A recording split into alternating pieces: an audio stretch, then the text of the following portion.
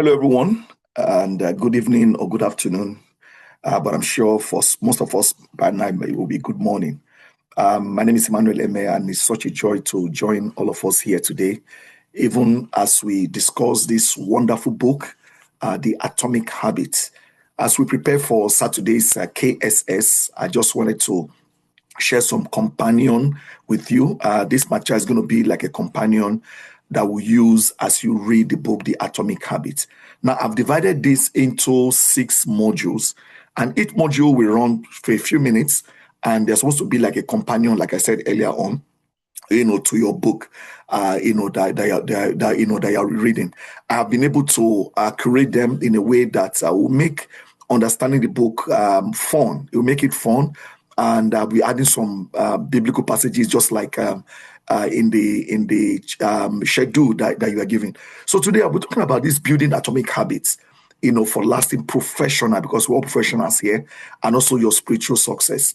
The things I'll be sharing with us are not just things that you will use to become a better business person, but it's more of life for you to be a better person for yourself, a better person for your family, a better person for your community. So I want you to pay attention. What I'm going to be doing right now is just run through, chapters 1, 2, and 3 with every, one of us. So the atomic habits principles, they are things that we can learn. I know that we call this SAM program goal attainment. Now I believe by now you've all set your goals and you're working hard in your goals, and also working hard in the cohorts that you believe. But I'm going to be sharing with you principles from this book that I believe is going to help you. These principles are principles I live by. They help me, and you will change. You'll be a changed person. People will be wondering, there's something new about you. And all these principles about how and why tiny changes in your life can make a big, difference. Many times people wonder, they ask me, and a lot of time I get a bit embarrassed, really. From out there, people think I'm doing a lot. People think I'm doing a lot. Obviously, I'm also achieving a lot. People think I'm doing a lot, but what most people don't know is that what I'm doing is actually very small. What I'm doing is very small, but it is not about the goals that I have set, but it's the mechanism that I've, that are around me, and that is what need to understand. That is what atomic habits, is teaching all of us. Beyond setting goals, is the mechanism, that you have. So I want you to visualize, just picture a man, putting, or rather pushing a boulder, just like you have there by the left-hand corner. People think it's about doing massive things. Think about him. How much can you carry? So look at that man pushing this boulder, by your left. Then you can see then the hand that is building Lego blocks. And I'm sure some of us must have either played with Lego. I did, or you've seen children play with Lego blocks. They are fantastic. So true success is actually what we call compounded interest of self-improvement. And it's not the overnight explosion or the overnight success. People just want to blow. We say, I want to blow. It doesn't happen that way. True success, if you blow, then we're going to suspect you. Because if you blow, you're going to blow out. So don't think about, I need to do one massive thing to become successful or to meet my goal. But I want you to think about the reality. The reality is that meeting your goal is actually what you do, consistently every single day. Okay, and that is a big, big idea. So if you imagine yourself building Lego blocks, it is one block on the other. You are putting one on the other. So if you just do one thing daily, one little thing, daily, soon you're going to have a tower. So the whole idea of chapter 1, 2, and 3 is for you to pick one little change. And that is the 1%. Become 1%, just like Japanese will call it. I think they call it ikigai, or thereabouts. Become 1% better. Become 1%, better every single day. See, if I do something 1% better every single day, by the end of the year, I will have improved. I will have done 37 times. That is a lot of improvement. Okay, if you're going to prove 37 times, that is a lot. In other words, your annual transformation will be 37.78 times better. I'm talking, you're not going to grow one time better or two times better, or you're going to grow 37. That is compounded interest. So I want you to focus on this. Let me get my slide, my pointer. Just give me a second. Let me get my pointer so I can use that. So look at this 1% daily. 1% daily might be waking up at the same time, 1%. 1% daily might be just doing one thing good. So, and that is where you begin to gain. If you tell yourself, oh, I'm going to finish one book in a month, don't focus on that. One book is your goal. That's the goal. But beyond your goal, what is the system that you must put in place that is going to help you with that goal? Is what we are focusing on. So look at what that system in. That is the aggregation of your marginal gain. Success is not about massive, overnight, one big transformation. Listen, it is what I do every day. Somebody once says that the secret of the success of every man is found in their daily agenda. So do one thing better every single day today. One thing better that's going to lead you. Stop dreaming and begin to focus on that. In my next slide, I'm going to be talking to you about how you plant. This, is this, it is the same thing. And it's a divine wisdom, that always, place immense value on incremental compounded growth. It is daily. The Bible says in the book of Zechariah, for who has despised the day of small beginning. Now, if you know Zachariah, I'm going to be teaching Zachariah in our early morning, joining with some other brothers in our early morning devotional. I think by next week, also by next week. Right now, we are on the book of Haggai. We just finished Nehemiah and Zachariah and Esther and all this stuff. It's like when the Israelites began to build whatever, they were like, "Oh, wow, man, the vision is too big." But Zachariah said, "Listen. People are going to be amazed. Don't despise of the days of little beginning. You are going to be amazed. The day Zerubbabel will lay the final stone. It is stone by stone. Like they say, how do you eat an elephant? One bite at a time. By the time you look at the whole level, you're going to be discouraged. You're going to be overwhelmed. So today, I'm encouraging us, don't be overwhelmed. All right? Take it one step at a time. That is what the Bible, I tell all of us. Precept upon precept, line upon line, here a little, there a little. That's what Isaiah 28 says. So your goal is to achieve something big, but the system is how you are going to do that. So it's like your vision statement is your goal. Your mission statement is your how. Your vision statement answers the question, what? What do you want to achieve? Your mission, that's your vision. Your mission is how. And I want all of us to, while you keep the what's in view, focus more on the how. Okay? Focus more on the how. So hard work, happens on the ground long before the visible breakthrough occurs. If you're a farmer or if you are interested in farming, you will know that a lot happens underneath. It is very, very important. So the deep root, system beyond the surface, that is what highlights, the valley of disappointment, and of course the 32-degree rules that you have in that book. If you've read the book, you know what I'm talking about. So focus on your roots. Remember the parable of the sower. The one that lacked root didn't survive. So it is the valley of disappointment. Your roots, it is slow. Nobody sees it. Things are happening. You will stagger, you fall, you rise up. That is underneath. But people only see what is happening on top. So if you want to just show what's happening on top without focusing there, you're just going to be what I call a Christmas tree. That's going to be a Christmas tree, syndrome. There's so much done to decorate it. There's so much, and we have helped you. We are giving you time management sheet. We are giving you scriptures, book. Those are the external, but what you do internal, that is the valley of disappointment. It's the valley of hard work. That is the valley where you start up, you fail, you start up again. So breakthroughs happen after critical threshold is crossed.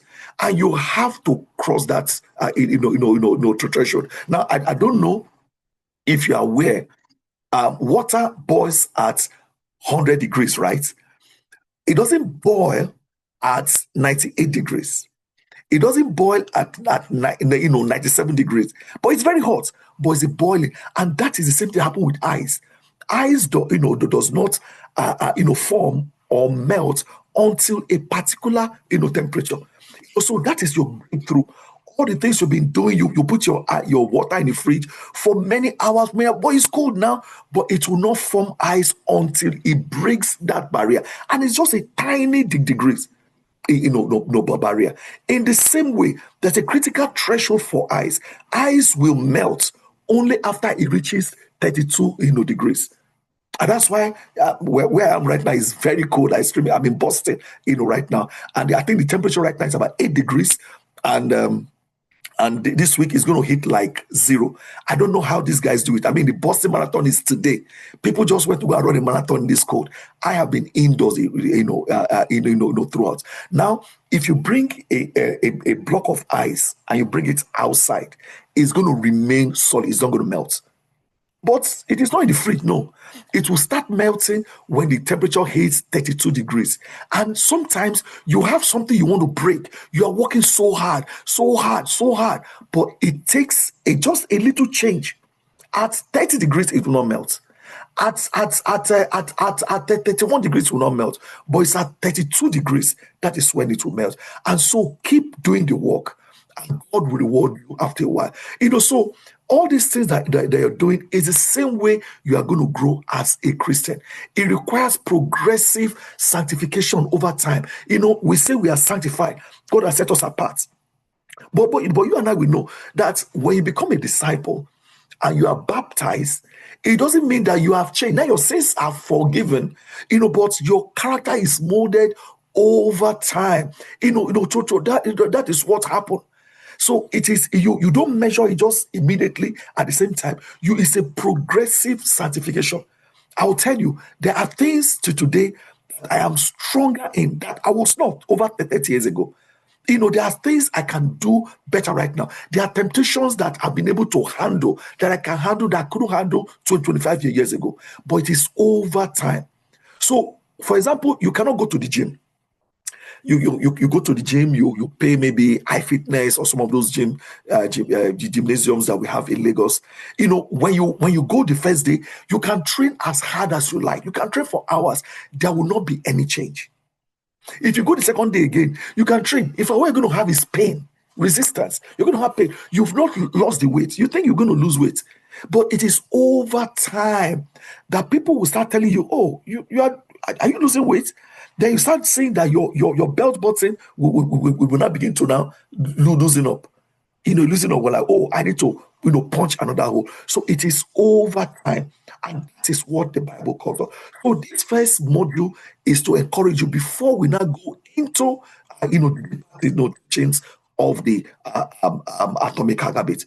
So if goals do not separate winners from losers, then the difference must lie in the system.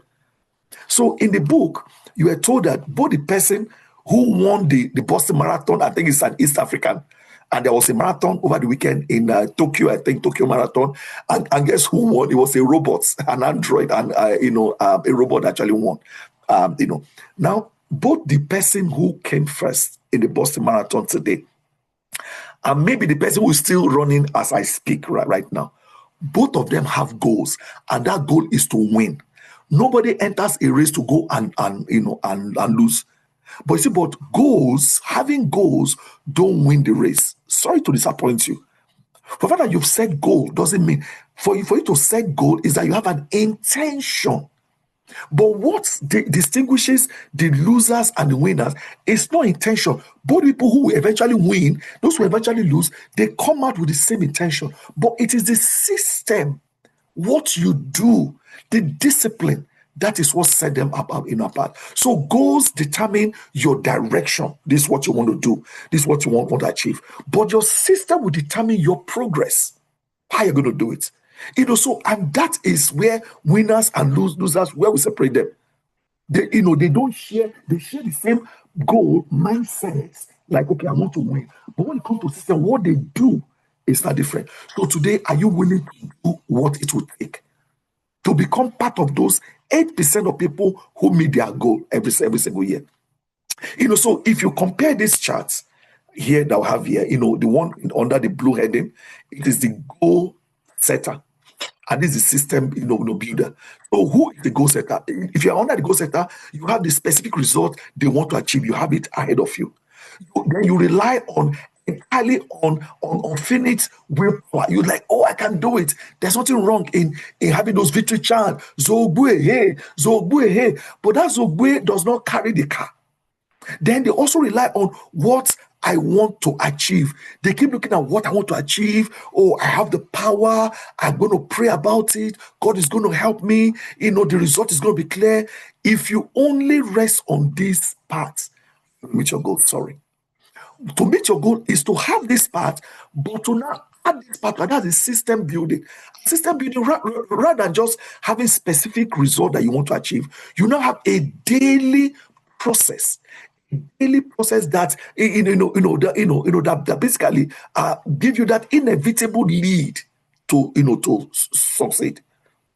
If you want to lose weight, if you want to have pass your exams, if you want to, one of the goals I set for myself this year is a goal I began last year.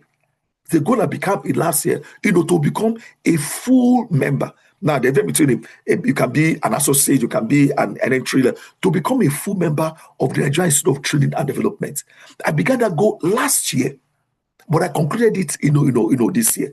It means that apart from application, it means I have to attend classes. It means that I have to pay the tuition. I have to do everything. And this year, I went there for my induction.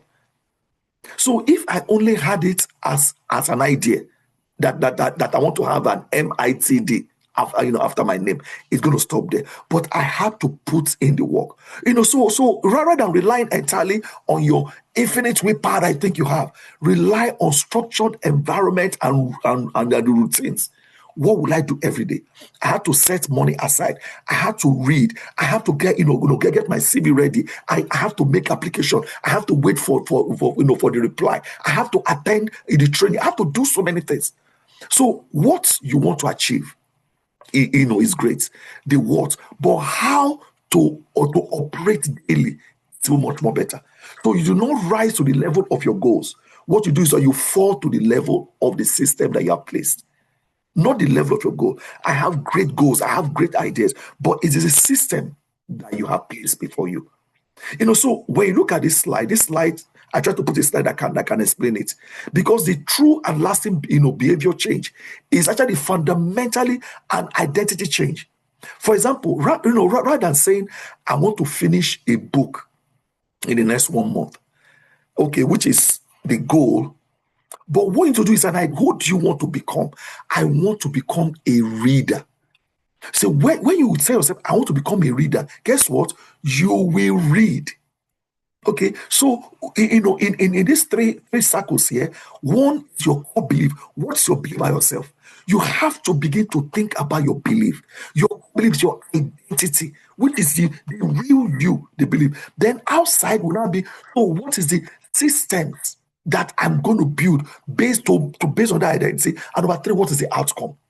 If you start from the outcome, the result, you're not going to get. You might, even if you meet your goal, you will not build that thing. In other words, let's say somebody says, I want to lose 10 kg. All right, I want to lose 10 kg. And they walk, and they were able to lose 10 kg. Guess what? In the next 3 months, they're going to get that kg back, because they've not changed your identity. If your identity is that I want to lose 10 kg, you're going to lose 10 kg. But if your identity is that I want to remain fit, that one is a lifetime. So I want us to begin to think about even our goals. Does your goal match your behavior? It is your behavioral change. Rather than saying, I want to do ABCD, I said, I want to be a success. In other words, that identity now drives everything that I find myself doing. So today I want to encourage all of us to please adopt a new identity. Okay, and that for you to adopt that, it requires action. A natural, effortless, by products. The secret of a successful person is found in their daily agenda. Also, The secret of somebody who fails is also found in their daily agenda. So, who are you? Not what are you? Who are you? So, I want us to look at the old way that you've been living your life. The old way is task focus. I want us to look at the new way, right? That is identity. Who do you want to become even after you've met, made that goal? Okay, so I had a goal to become a full member of the Nigerian Institute of Training and Development. So after I've gained the membership and I have an MITD after my name, am I a trainer? Have I become a trainer? So that is what you need to start looking at. So I want you to look at your growth today. If you say, oh, I want to become a manager in my company, I want to whatever. No. But as a person, have you changed who you are? So instead of saying, for example, I have to clean my room, that is the goal.